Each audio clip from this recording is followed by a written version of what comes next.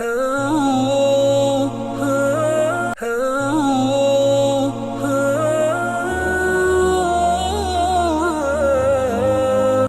முனவ்வராவுடைய குத்பாவை மொழிபெயர்க்க இருக்கின்றோம்.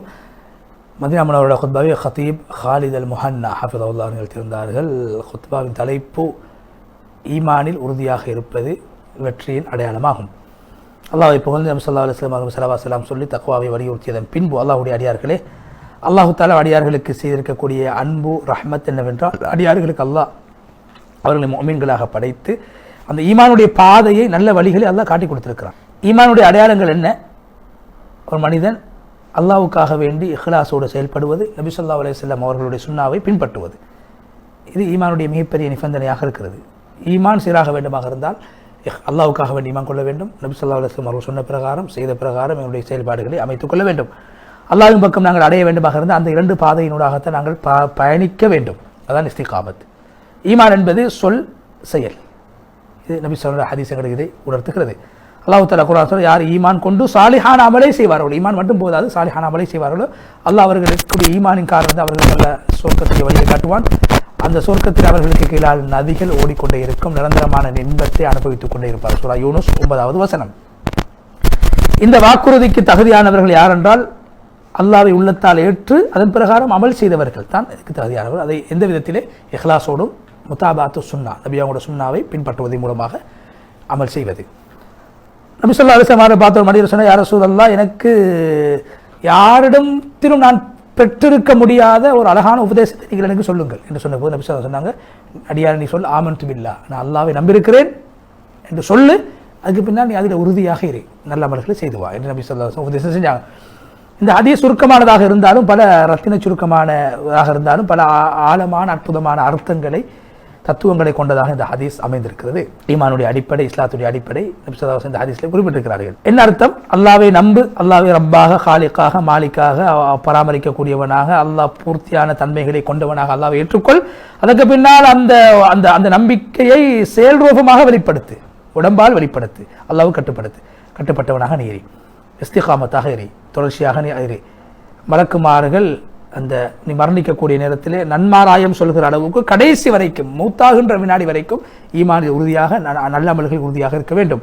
அல்லாஹ் குர்ஆனில் சில பேர் மரணிக்கும் போது அல்லாஹ் சொல்லுவான், இந்த இஸ்திகாமத்தோடு இருக்கக்கூடியவங்க, ஈமானோடு வாழ்ந்து ஈமானின் பிரகாரம் அமல் செய்யக்கூடியவர்களை பார்த்து அல்லாஹ் சொல்லுவானாம். குர்ஆனுடைய வசனம் வருகிற சூரா ஃபுஸ்ஸிலத் 30வது வசனத்திலே, யார் அல்லாஹ்வை எங்களுடைய ரப் என்று சொல்லி ஏற்றுக்கொண்டு அதிலே உறுதியாக இருப்பார்கள், அவர்கள் மரணிக்கும் போது வானவர்கள், ரஹ்மத்துடைய மலக்குமார்கள் இறங்கி சொல்வார்கள், பயப்பட வேண்டாம், அஞ்ச வேண்டாம், சொர்க்கத்தை கொண்டு நன்மாராயம் பெற்றுக் கொள்ளுங்கள், அந்த சொர்க்கம் தான் உங்களுக்கு வாக்களிக்கப்பட்ட இடமாக இருக்கிறது.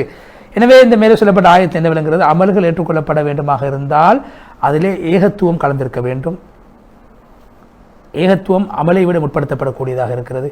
அமல்கள் ஏற்றுக்கொள்ளப்படுவதற்கு ஏகத்துவம், அல்லாஹ் ஒருவனை நம்புவது, ஏற்றுக்கொள்வது, அது பிரகாரம் செயல்படுவது அடிப்படையான அம்சமாக இருக்கிறது. அல்லாஹ்வுடைய அடியார்களை ஈமான் கொள்வது என்பது, அது மனித உள்ளத்திலே ஈமான் உறுதியாகிவிட்டால் அதன் மூலமாக அந்த மனிதன் அந்த இஹ்லாஸோடு செயல்பட வேண்டும் என்பது கட்டாயமாக ஆகிவிடும். எல்லா விடயங்களையும் அல்லாஹ்வுக்காக வேண்டி ஆக்கிக்கொள்ள வேண்டும். இபாதத் அல்லாஹ்வுக்காக செய்ய வேண்டும். எல்லா இபாதத்துக்களுடைய வகைகளிலும், எல்லா விதமான இபாதத்துக்களும் அல்லாஹ்வுக்காக மாத்திரம் செய்யப்பட வேண்டும். அல்லாஹ்வுடைய நெருக்கத்தை பெறுவதற்காக செய்யப்படாது. அல்லாஹ் இலாஹ இல்லல்லாஹ், லா இலாஹ இல்லல்லாஹ் என்ற கலிமாவுடைய அடிப்படை நோக்கமாக இருக்கிறது, யதார்த்தமாக இருக்கிறது. ஈமான், அல்லாஹ்வை கொண்டு ஈமான் கொள்வது மனித உள்ளத்தில் அல்லாஹ்வுடைய கண்ணியத்தை ஏற்படுத்த வேண்டும், அல்லாஹ்வுக்கு வழிபடக்கூடியவனாக அவனை மாற்ற வேண்டும், அல்லாஹ்வை பரிபூர்ணமாக அஞ்சக்கூடியவனாக, அல்லாஹ் மீது பரிபூர்ணமாக அன்பு கொள்ளக்கூடியவனாக இருக்க வேண்டும். எனவே அடியார்களிடத்தில் எல்லா விடயங்களிலும் ஈமான் இருக்க வேண்டும். எல்லா இபாதத்துக்கள், உள்ளம் உடம்பு சார்ந்த எல்லா இபாதத்துக்களுக்கும் ஈமான் அடிப்படையானதாக இருக்கிறது, இஹ்லாஸ் அடிப்படையானதாக இருக்கிறது. அந்த இஹ்லாஸின் மூலமாக ஒரு அடியான் அல்லாஹ்வின் பக்கம் தான் அவன் திரும்பக்கூடியவனாக இருக்கிறான். எனவே ஈமான் கொண்ட மனிதனுடைய அமல்கள், செயல்கள் நபி ஸல்லல்லாஹு அலைஹி வஸல்லம் அவருடைய சுன்னாவுக்கு தோதுவானதாக அமைய வேண்டும். நபி அவங்க அல்லாஹ்வின் பக்கம் வழிகாட்டக்கூடியவங்களாக இருக்கிறாங்க. அல்லாஹ்வுக்கு, நபி அவங்களுக்கு கட்டுப்படுவது அல்லாஹ்வுக்கு கட்டுப்படுவதற்கு சமன். அல்லாஹ் விரும்புவதை, அல்லாஹ் நேசிப்பதை நபி அவங்க எங்களுக்கு அறிவிச்சு தந்தாங்க. நபி அவங்களையும் நாங்கள் பின்பற்ற வேண்டும். அதான் முஹம்மது ரசூலுல்லாஹ், அஷ்ஹது அல்லா இலாஹ இல்லல்லாஹ் வ அஷ்ஹது அன்ன முஹம்மது ரசூலுல்லாஹ் என்ற கலிமா அதைத்தான் எங்களுக்கு சொல்லித் தருகிறது. அதனுடைய யதார்த்தம் என்ன? அல்லாஹ்வுக்கு கட்டுப்பட்டு, அந்த உள்ளத்தால் கட்டுப்பட்டு, உடம்பால் நாங்கள் நல்ல அமல்களை நபி அவங்களோட சுன்னாவுக்கு தோதுவாக செய்வது, அதுதான் இஸ்லாம். இஸ்லாம் என்றால் என்ன? அல்லாஹ்வுக்கு கட்டுப்படுவது ஏகத்துவத்தின் மூலமாக, அல்லாஹ்வுக்கு தாஅத் என்று சொல்லக்கூடிய தன்மை மூலமாக கட்டுப்படுவது, ஷிர்க்கை விட்டு தூரமாகுவது. அதைத்தான் குர்ஆன் சொல்கிறது, யார் அல்லாஹ்வுக்கு கட்டுப்படுவாரோ அவர் ரசூலுல்லாஹி ஸல்லல்லாஹு அலைஹி வஸல்லம் கட்டுப்படுவார், அல்லாஹ்வுக்கு கட்டுப்பட்டவரை போல. சூரா அன்-நிஸா 80வது வசனம். அதேபோல் அல்லாஹ் சொல்கிறான் குர்ஆனில், நீங்கள் நபியே மக்களை பார்த்து சொல்லுங்கள், நீங்கள் அல்லாஹ்வை நேசிப்பதாக இருந்தால் என்னை பின்பற்றுங்கள், அல்லாஹ் உங்களை நேசிப்பான், உங்களுடைய பாவங்களையும் மன்னிப்பான். ஆல இம்ரான் 31வது வசனம். இமாம் அபு அல்-அவ்ஸாஇ ரஹ்மத்துல்லாஹி அலைஹி சொல்றார், முக்கியமான ஒரு இமாம். அவர் சொல்கிறார்கள், ஒரு மனிதனுடைய ஈமான் பூர்த்தியாக வேண்டுமாக இருந்தால் அவருடைய சொல், அந்த ஈமானுடைய வார்த்தை கொண்டுதான் ஈமான் பூர்த்தியாகும். ஈமானும் சொல்லும், ஈமானை மொழிவது, ஈமானை ஏற்றுக்கொள்வது அது பூர்த்தியாக மாட்டாது அமல் இல்லாமல். ஈமானும் செயலும் சொல்லும் பூர்த்தியாக மாட்டாது நபி ஸல்லல்லாஹு அலைஹி வஸல்லம் அவங்களுடைய சுன்னாவுக்கு தோதுவாக அந்த 3 விடயங்களை நாங்கள் செய்யாத வரைக்கும்.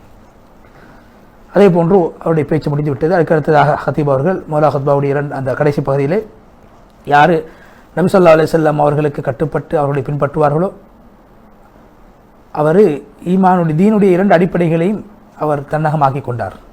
ஒன்று, அல்லாஹ்வை தவிர வேறு யாரை நாங்கள் வணங்கக்கூடாது. அல்லாஹ் நபி ஸல்லல்லாஹு அலைஹி வஸல்லம் அவர்கள் காட்டி தந்த பிரகாரம், அல்லாஹ் காட்டி தந்த பிரகாரம் நாங்கள் அல்லாஹ்வை வணங்க வேண்டும். அதே போன்று அப்படி ஒரு மனிதன் ஈமான் கொள்வதன் மூலமாக வழிகட்டவர்களை விட்டும் அவன் தூரமானவனாக கருதப்படுவான். அல்லாஹ் அல்லாதவர்களை யார் வணங்குகிறார்களோ, ஷிர்க் செய்கிறார்களோ அவர்களை விட்டும் தன்னை வித்தியாசப்படுத்தக்கூடியவனாக மாறுவான். ஈமானின் மூலமாகவும் நபி அவர்களை பின்பற்றுவதன் மூலமாகவும் இஹ்லாஸின் மூலமாகவும்.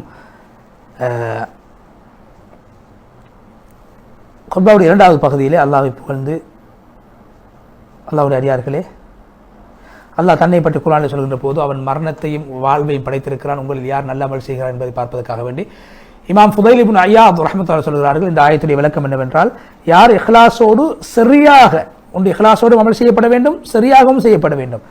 ஒரு அமல் சரியாக இருந்தால் அது இஹ்லாஸோடு இருந்தாலும் சரி அது ஏற்றுக்கொள்ளப்பட மாட்டாது.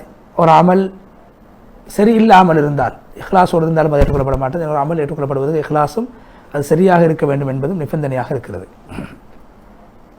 எனவே இஹ்லாஸ் என்பது அல்லாஹ்வுக்காக செய்யப்படக்கூடியதிலும் சவாப் என்று சொல்லக்கூடிய சரியாக இருப்பது என்பதை நபி அவங்களுடைய சுன்னாவை தழுவியதாக இருக்க வேண்டும்.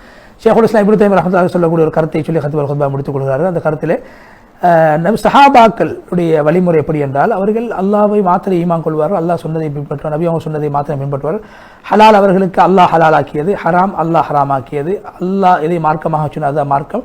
5 நேர தொழுகை இமாம் ஜமாத்தோடு உரிய நேரத்தில் தொழுவார்கள், முஸ்லிம்களோடு சேர்ந்து தொழுவார்கள், ரமலான் மாதத்தை நோன்பு பிடிப்பார்கள், ஹஜ்ஜி செய்வார்கள், ஜகாத்தை கொடுப்பார்கள், நன்மை ஏவுவார்கள், தீமையை தடுப்பார்கள், அல்லாஹ்வுடைய பாதையிலே போராடுவார்கள், அல்லாஹ்வை அல்லாஹ் கூறிய பிரகாரம் வணங்குவார், நபி அவங்க சொன்ன பிரகாரம் வணங்குவார்கள், அல்லாஹ்வை தவிர வேறு யாரையும் வணங்க மாட்டார், அல்லாஹ் தவிர வேறு யாரையும் வானத்திலோ பூமியிலோ யாரையும் அழைக்க மாட்டார், மலக்குமார்களையோ நட்சத்திரங்களையோ நபிமார்களையோ யாரையும் அல்லாஹ் அல்லாமல் அவர்கள் அழைக்க மாட்டார்கள். அல்லாஹ் அல்லாதவர்களை அழைப்பது ஷிர்க், அல்லாஹ் ஹராமாக்கிய ஷிர்க் என்பதை உணர்ந்து செயல்படுவார்கள். எந்த மஹ்லூக்கை, மலக்கையோ ஜின்களையோ மனிதர்களையோ நபிமார்களையோ அல்லாஹ்வாக ஏற்றுக்கொண்டு தன்னுடைய தேவைகளை சொல்லி அவர்கள் முறைப்பாடு செய்ய மாட்டார்கள். எந்த நபியுடைய கபரிடத்திலும் சென்று அவர்கள் கபருக்கு பக்கத்தில் அமர்ந்து கொண்டு வணக்கத்தில் ஈடுபட மாட்டார்கள். அல்லாஹ்விடத்தில் மாத்திரம் உதவி தேடுவார்கள், அல்லாஹ்வுடைய உதவியை மாத்திரம் எதிர்பார்ப்பார், அல்லாஹ்விடத்தில் மாத்திரம் விடயங்களை பொறுப்பு சாட்டுவார்கள். மறைவான அல்லாஹ்வுடைய படைப்பினங்களை அழைக்க மாட்டார்கள், மௌத்தாயினவர்களையும் அழைக்க மாட்டார்கள், மரணித்தவர்களை கொண்டு உதவி தேட மாட்டார்கள், இணை வைக்க மாட்டார்கள், கபூரில் வாழக்கூடியவர்களை சென்று பாவ மன்னிப்பு தேட மாட்டார்கள், எல்லாவற்றையும் அல்லாஹ்விடத்திலே கேட்பார்கள் என்ற இப்னு தய்மிய்யா ரஹ்மத்துல்லாஹி கருத்தை சொல்லி, ஈமானுடைய அந்த வார்த்தைகளை சொல்லி முழுமையாக ஹத்தீப் காலித் அல்-முஹன் ஹஃபிதஹுல்லாஹ் அவர்கள் புனித மதீனா முனவராவுடைய ஹுத்பாவை விட்டு விடைபெற்று சென்றார். அடுத்ததாக நேயர்களுக்கு இறுதியாக புனித மஸ்ஜித் அக்ஸாவுடைய ஹுத்பாவை மொழிபெயர்க்க இருக்கின்றோம்.